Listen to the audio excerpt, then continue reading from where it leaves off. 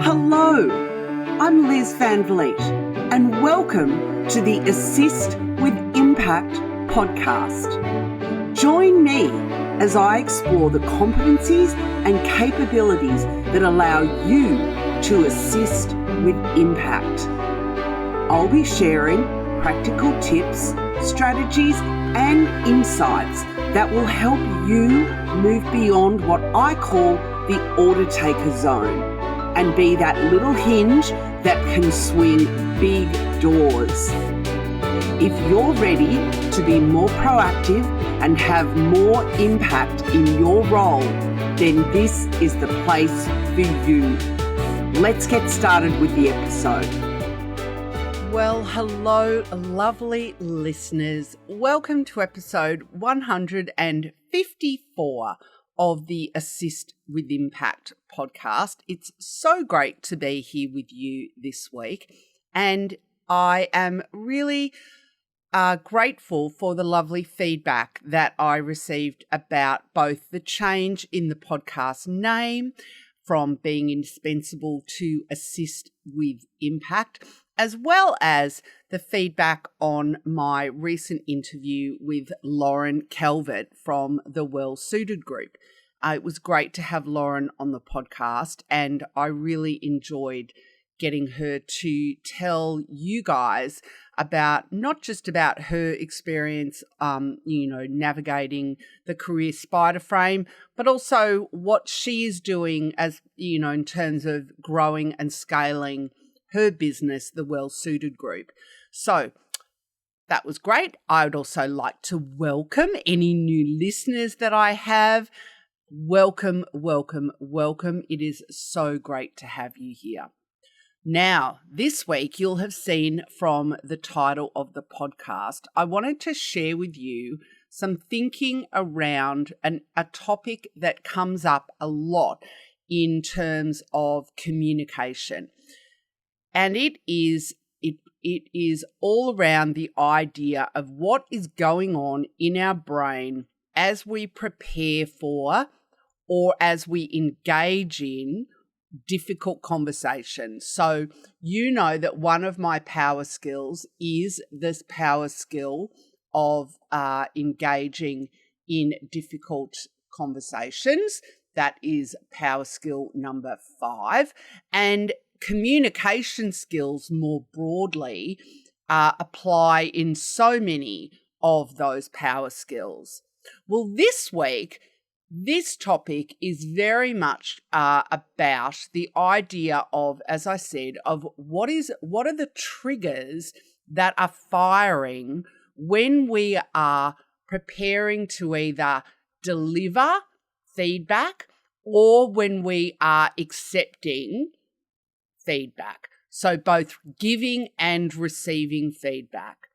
And the reason I want to share this with you is, as I said, that it applies in terms of the fact that as assistants, we're dealing, I know you're dealing with both formal and informal feedback. So there is the feedback that happens formally as part of your performance reviews. And there is, other sorts of development conversations at various points in your in your organization.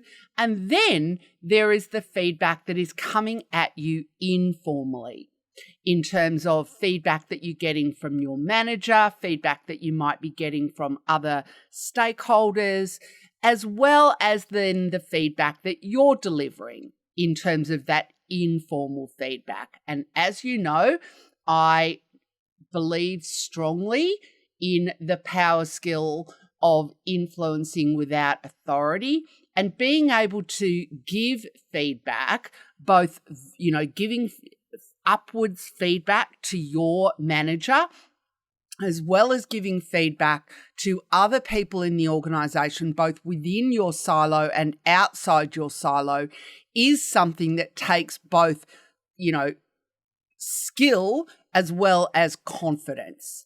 So the aspect of that I wanted to just give you a little bit of insight into this week was in the area of what's actually going on in our brain when we're preparing for those conversations.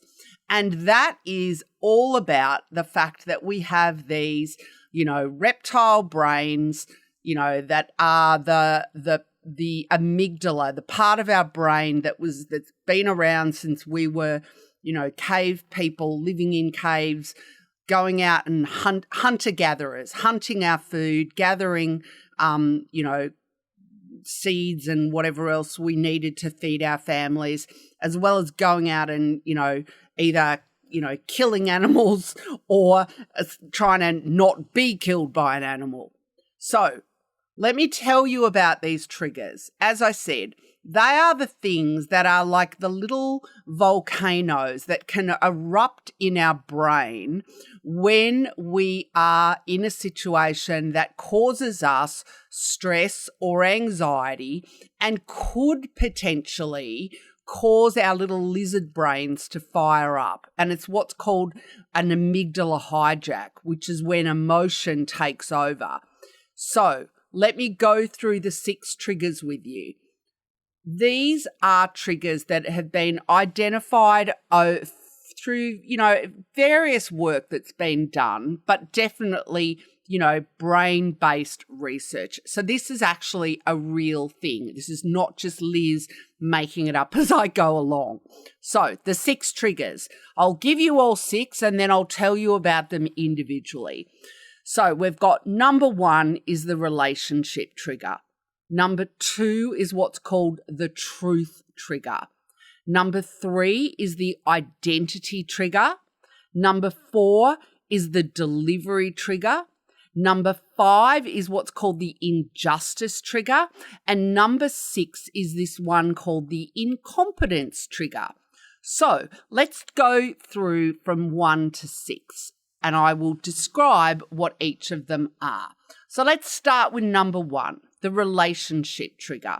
So when we're dealing with people, this trigger is the one that goes off when we either do or possibly don't have a history with them, where we've had previous experience dealing with someone, or we only know someone through reputation, or we don't know anything about them. So we don't have anything to go on.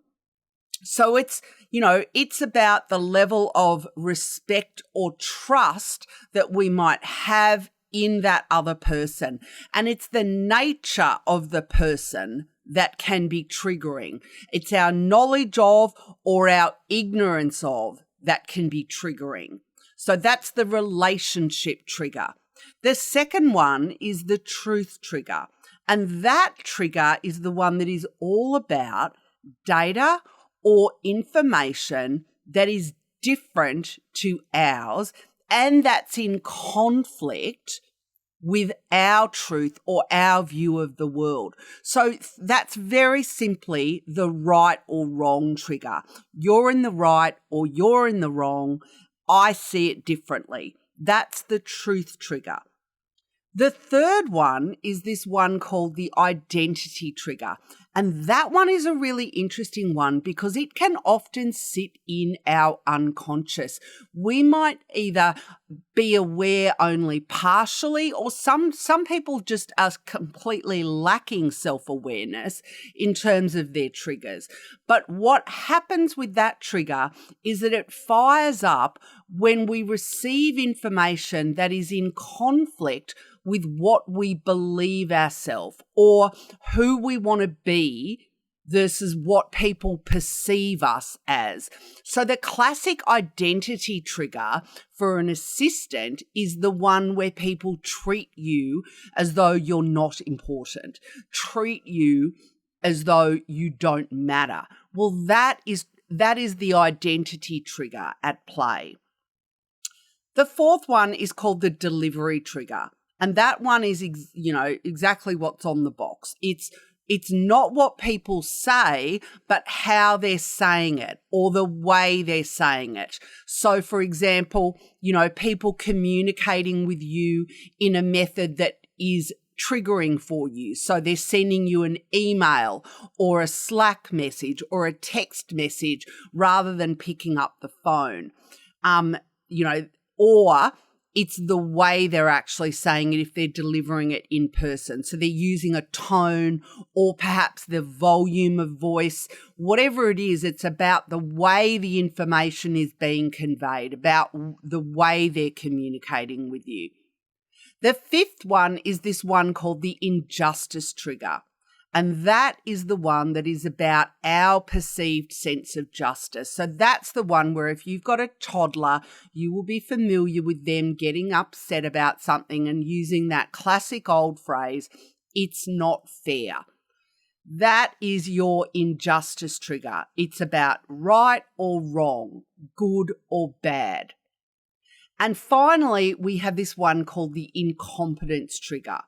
And the incompetence trigger happens in people who place a high level of importance on other people's capabilities in terms of them being willing to engage with somebody who wants to give them feedback. So that's the classic scenario that happens when you have somebody that maybe perhaps be managed by somebody who is younger or who is less, been in the business for less time. And the incompetence trigger is the one that fires up where the person is just putting up walls and not receptive to feedback from the other person because they perceive that person does not, is not legitimate. They don't have the right to tell them how things are because you haven't been around long enough. You don't know as much as I know. And so again, as you listen to this, I want you to be thinking of your triggers, but also what you're seeing in other people, because all of these are going to show up in some way, shape or form in the relationships and the interactions that you have as an assistant.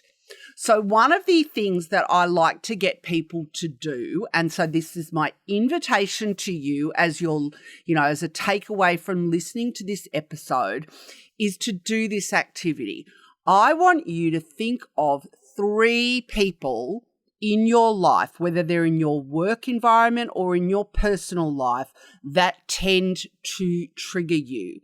They don't need to be aware that they trigger you.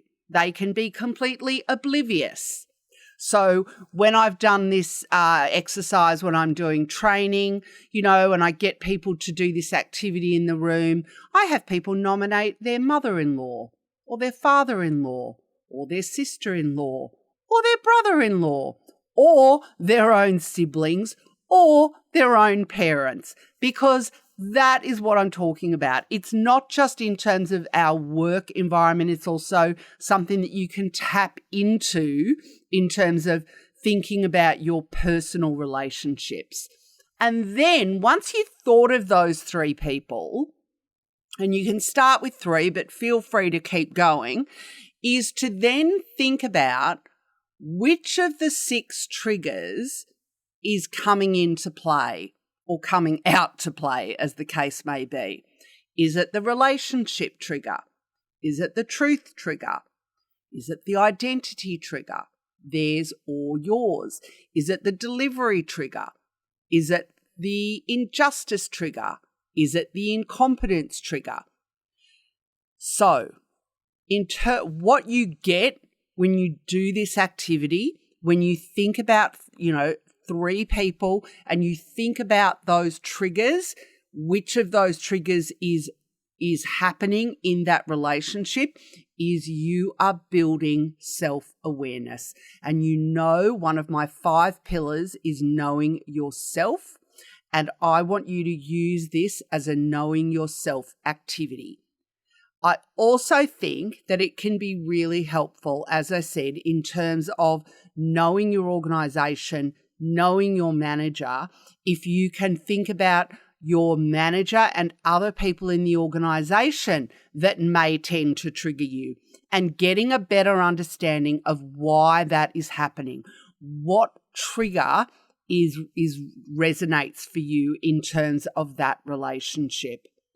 And one way you can take this a little bit further in terms of your self-awareness is to then think about that situation, that relationship, what the triggers are that you've identified, and reflect on how those triggers are a factor of either your nature, your personality, your natural disposition, your temperament, and your nurture, your life experience in terms of how those triggers are showing up. Because again, in terms of knowing yourself and being self-aware, the more we know about ourselves, the better equipped we will be to be able to stop that amygdala hijack from going on and emotion taking over when we are in a situation where those triggers are firing and things happen, things occur. We go into fight, flight, or freeze in terms of our amygdala response. So that is what I wanted to share with you in this particular episode in this area of understanding your triggers and understanding your triggers so you can show up the way you want to show up in your role as an executive assistant, as an office professional, wanting to be able to assist with impact. I hope that has been helpful. Thanks for listening.